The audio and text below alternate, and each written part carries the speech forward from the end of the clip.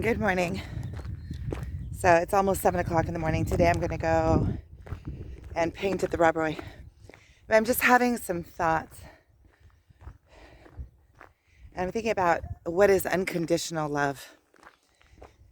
So, and I'm thinking about a life partner and what is unconditional love. So,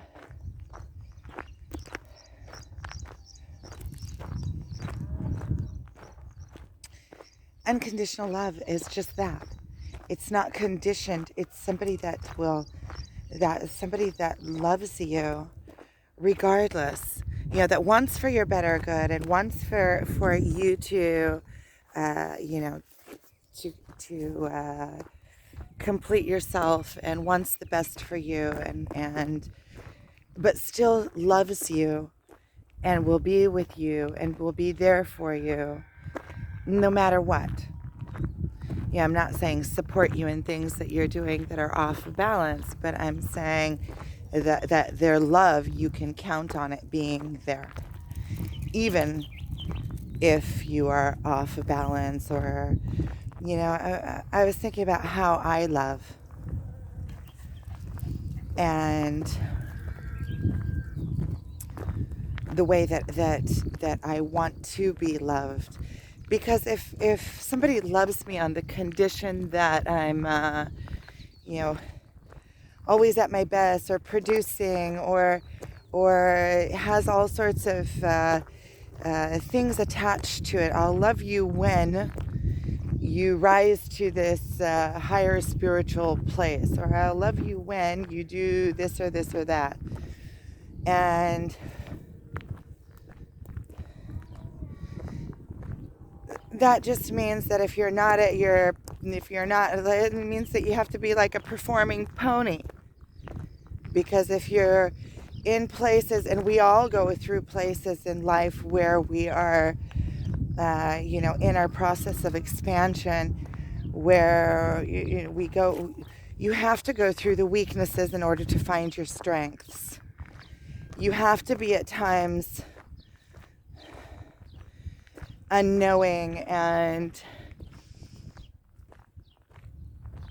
kind of in between, or there are places like that in life which are necessary for your expansion. If there wouldn't be, what would life be if we were just always right there? If there was nothing to learn, then we would learn nothing.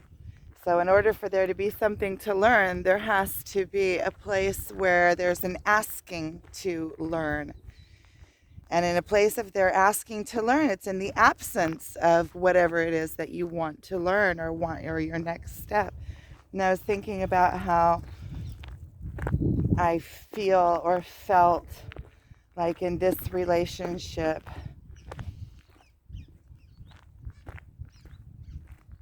that I'm not enough, or I have to get to this next level.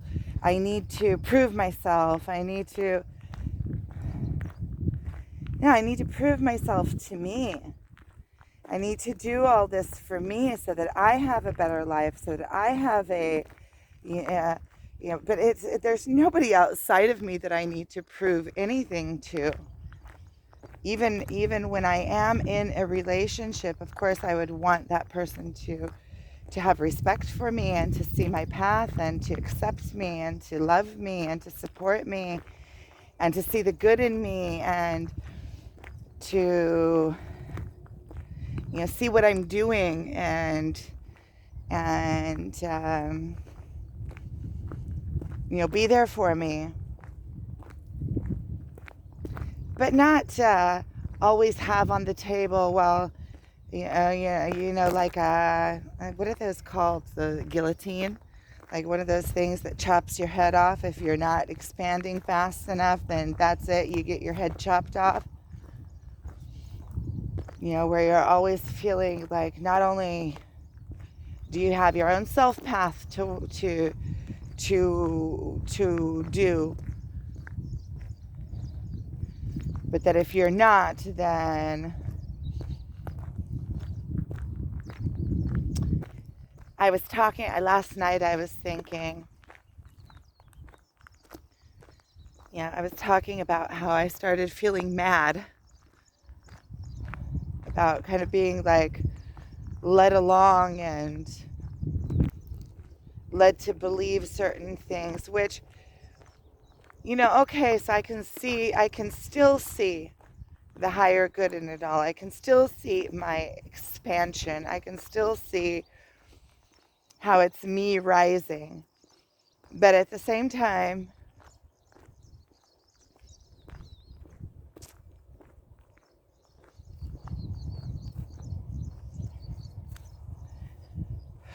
I feel like I was played with.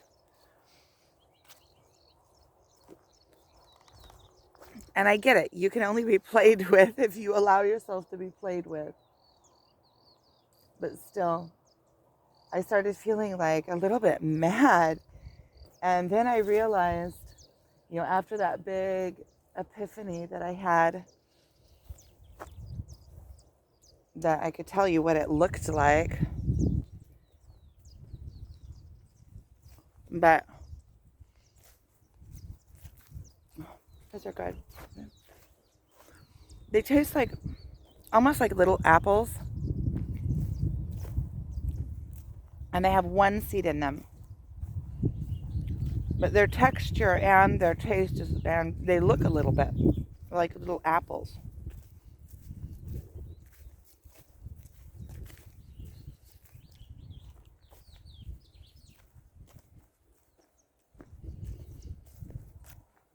So I was starting to feel a little bit mad.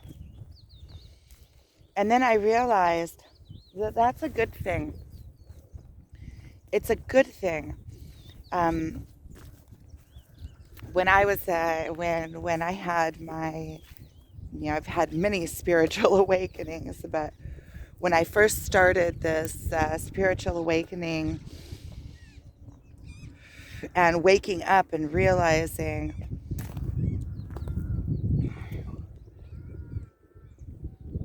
show you where I got.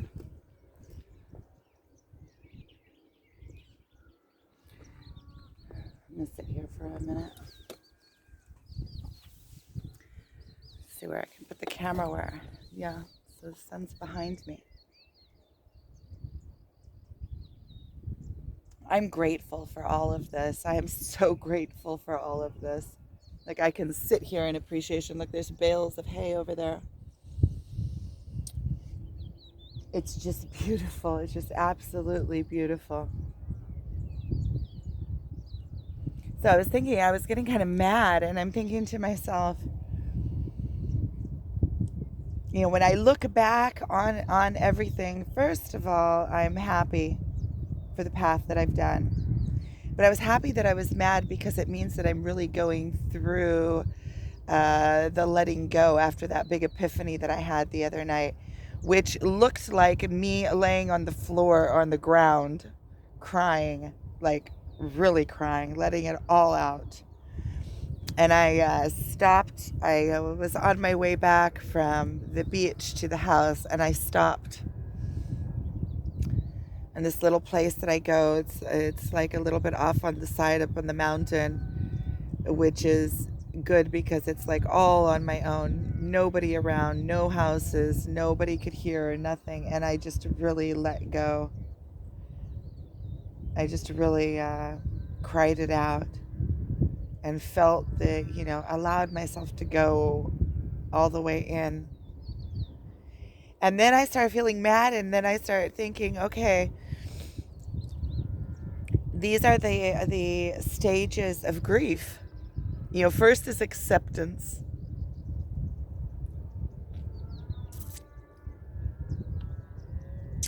And then you get mad. And so my mad is a little bit lightweight because I can still see the gifts and everything that I got. And I still have the pain. I thought that maybe after that big epiphany, the pain would just go, but I still have the pain of it. I'm still working through the loss of it.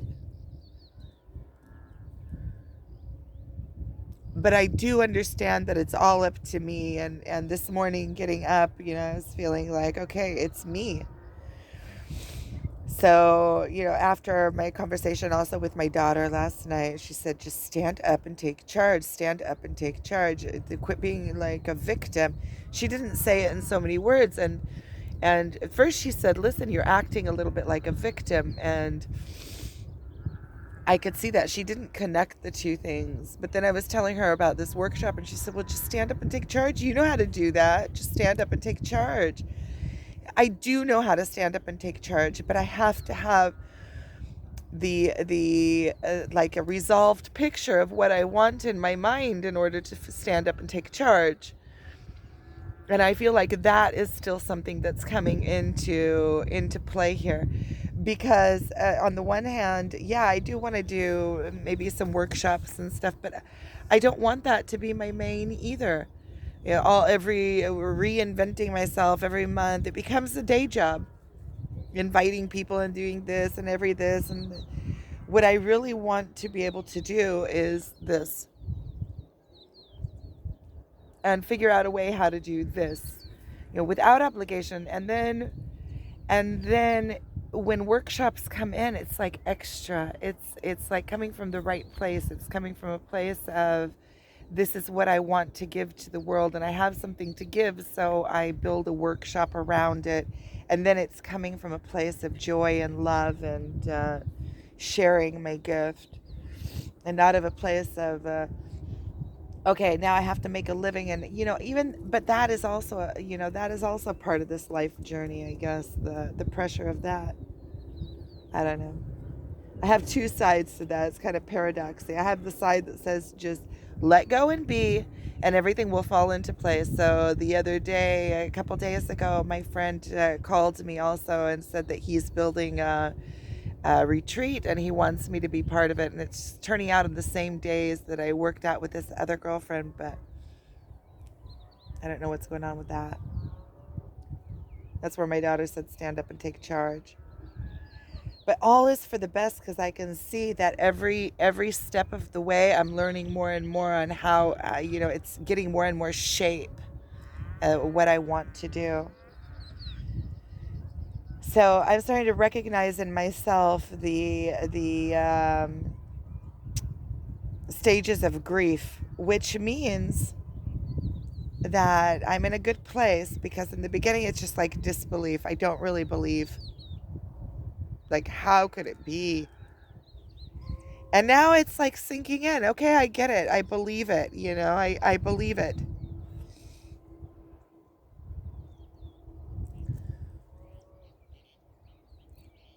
Which brings me also to the unconditional love thing. And it also brings me into, allowing myself to go through this process and be mad and feel all of the emotions. I'm not sitting here mad now, but I had like these moments come up where I just felt like tossed aside. And that's what also brings me to the unconditional love. So this is a good thing. I want a partner that loves me. And if somebody really loves me, they'll be there with me. I don't have to prove myself to them or rise up to a certain level to be able to, be with them.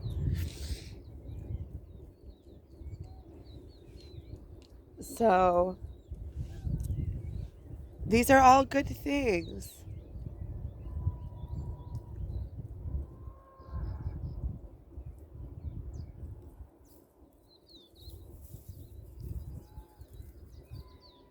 And I can just take it for what it is. Maybe I just built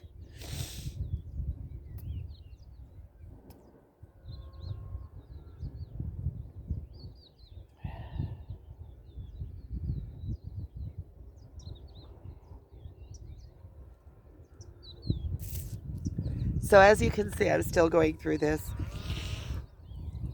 My daughter sent me a video last night. I didn't watch it yet. I still want to watch it. But I could get the vibe of it when she was talking about it. It's about confidence. And when she was talking about it, I was thinking about all these weak videos that I'm doing that I'm like, oh no, oh look, there's some deer down there. How pretty. No, yeah. Oh, there's three. I'm not going to turn it around. I already know from experience that when I turn it around, that just you can't really see. Well, maybe I'm gonna turn it around and try.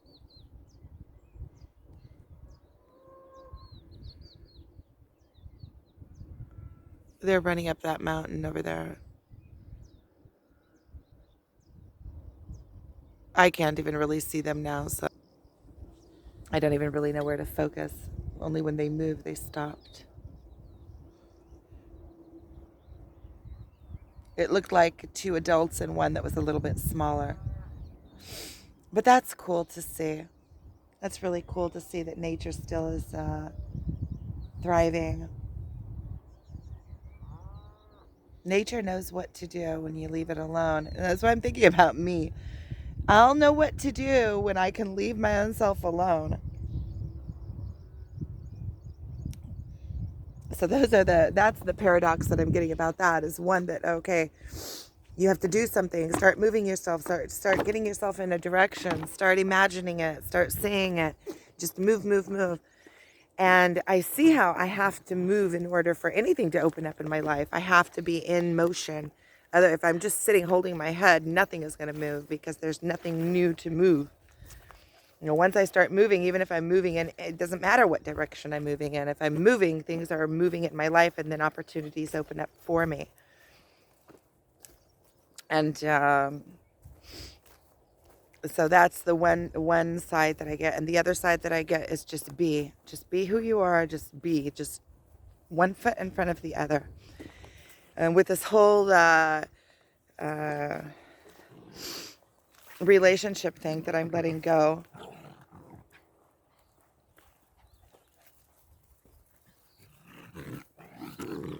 I'm glad to feel that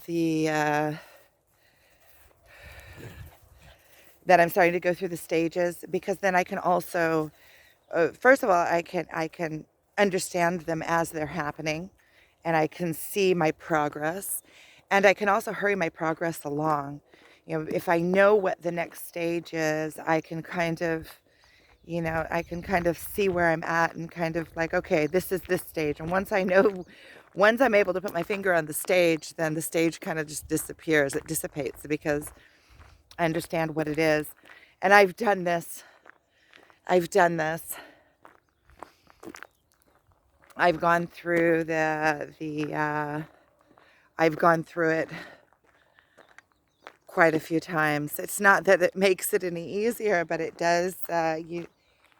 Not makes it any easier. I mean, emotionally to go through it, but it does do something for being sound of mind. That I know that there is an end. And this rising into my power, I can also feel it. I can also feel it coming because, first of all, now it is not dependent on anything outside of me. I'm doing it for me.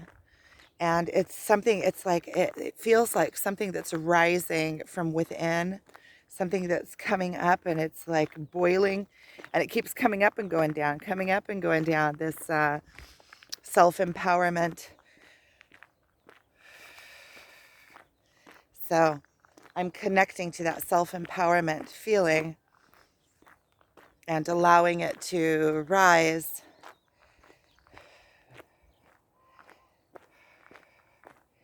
And with it, I'll allow it to just open up for me and bring whatever is going to come.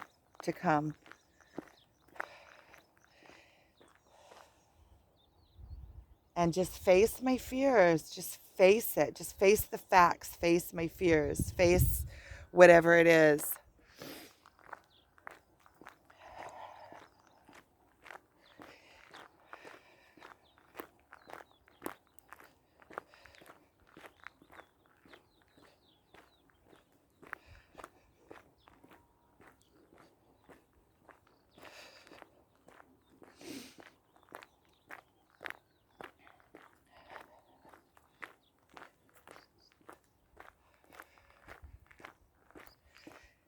start telling my story. Start telling the story of how strong I am and how I've done this before many times, and I can trust myself, and I am complete in myself, and I can I can I can do this. I'm the only one that can do this. This is my life. I'm the only one that can do this. And the last time that I met my friend, I'm just going to call him my friend. The last time that I met my friend, see, that feels way different. It feels emotionally way different. The last time that I met my friend, we were talking, we were at the hot springs. It was on Saturday when we met just by chance. And we were talking there to a couple of girls, and he said to the girls that he's a guide for life and that he doesn't carry people on his back. Like, he guides them, and it's their responsibility to do the work. And I was thinking in myself, it's the same thing. You know, I can take the advice and I can do, and that's why I felt like abandoned, because he has been, he has been guiding me, and I've been taking advice from him. And then all of a sudden, like, he gives me this avocado that won't ripen. It's like symbolic, like I'm an avocado that won't ripen. And it makes me, first of all, kind of like,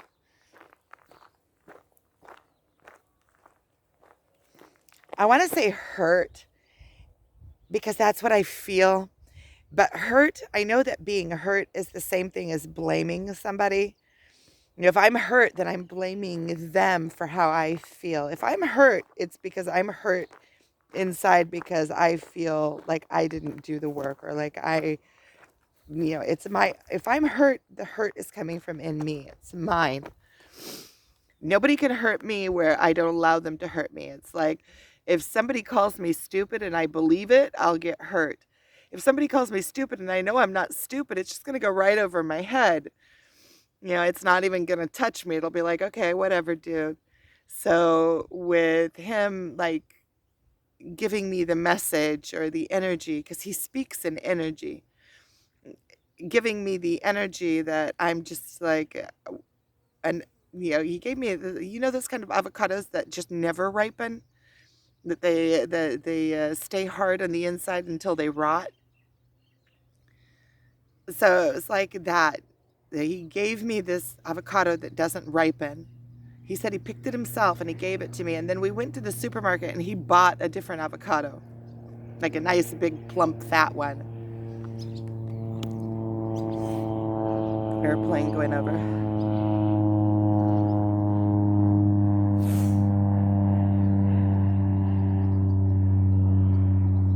Which is so, like, it really hit me. Like, you give me an avocado and then you buy an avocado, and then like a week later I see that's one of those avocados that don't ripen. And then that episode at the, and then it's like he's sending me the energy of, okay, I'm giving up hope on you or something. Like, I'm leaving you along the way because you're not ripening, and he's continuing on. That's not, maybe I just had false hopes or something, but that doesn't feel like unconditional love to me. And then I have this other side that says, okay, it's for your own good. You're just left to do it on your own. Nobody can do it for you. So for my own good, yeah, it's for my own good. It's for my own good that, now it's like, okay, if I want to do something, I have to do it. I have, and like he told me, you have all the tools. You already know it all. Now it's a matter of practicing it and putting it into form, bringing it down to earth, and doing it. And also with my freaking, like, outs. Now it's a matter of me coming into my own strength and doing it for me, not for him and not for anybody else, doing it for me. Making my life something that I want to live it for me, not getting up every morning and crying. I keep going back and forth. One of the things that he taught me is abracadabra. Abracadabra it actually means whatever I talk, whatever I speak, I create. So like we create with our words. Whatever words I say, especially the words that I say about myself, come to be true. So if I'm saying weak things about myself, like, oh, I can't do it, or oh, I'm so poor, I'm actually vibing out that, first of all, I'm reinforcing it in myself. I'm making myself believe it. If I say it, it's like an excuse. It's like if I'm saying I'm poor, then I'm poor. And I'm making that stronger. I'm making that a fact. I'm rethinking those thoughts over and over and over. And if I'm thinking I'm poor and I'm saying I'm poor, then I'm feeling poor, then why would I try to be anything but that? I don't believe it. Like I wouldn't believe it because I'm believing something else. Why would I reach out and try to make my life more if my base point is I'm thinking this, right? Because if I'm thinking this, I'm not thinking on the lines that anything else will succeed. If I believe that I'm strong and anything that I do is going to work, and that I'm a beautiful person and worthy of unconditional love and worthy of a life partner and worthy of making a good living and vibrating that and saying those things about myself, I'm making them stronger within myself, and making my belief in that stronger and making it true. Because if I believe that to be true, it can't be different. I can't believe how strong I am and how vibrant I am and all these good things going for me, and that I have a successful workshop, and that I am, making a living with, a passive income just by being me and doing what I want to do. If I don't believe that I can do that, there's no way that I can do that. So really, if I keep telling myself those things, there's a lot of different ways to get to the same outcome. If I keep saying those things, those strong thoughts to myself, then I make them true. And if I keep saying those strong thoughts to myself, then I will be brainwashing myself into them. And by doing that, I'll make them true. I mean, they can't, those beliefs cannot exist in a weak person. It's just like weak thoughts cannot exist in a strong person. And I keep getting this over and over and over.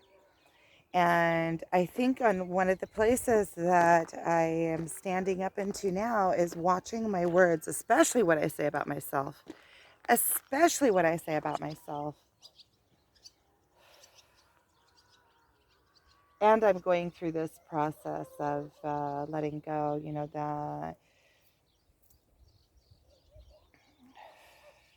the grief. And now that I know that I'm going through the grief, and now that I had that big epiphany, so you can see what I look like.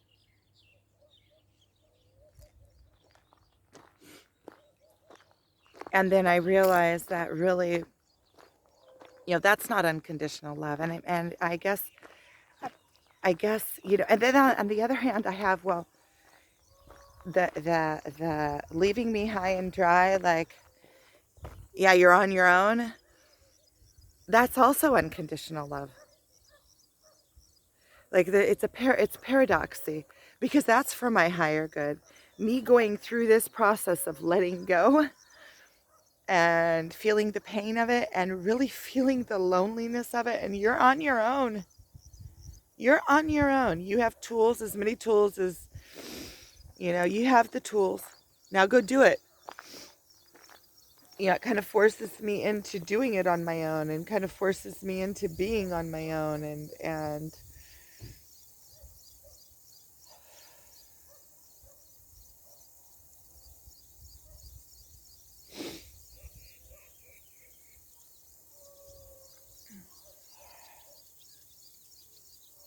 And you know what?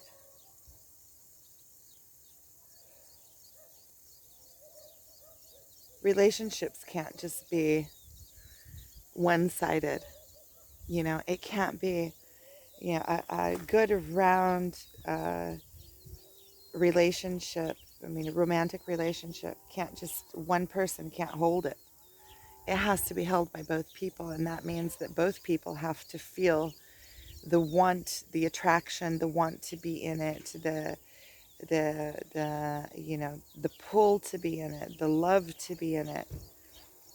If one of the people don't want to be in it, then it's just a one-sided thing. It's not even real. It's a infatuation.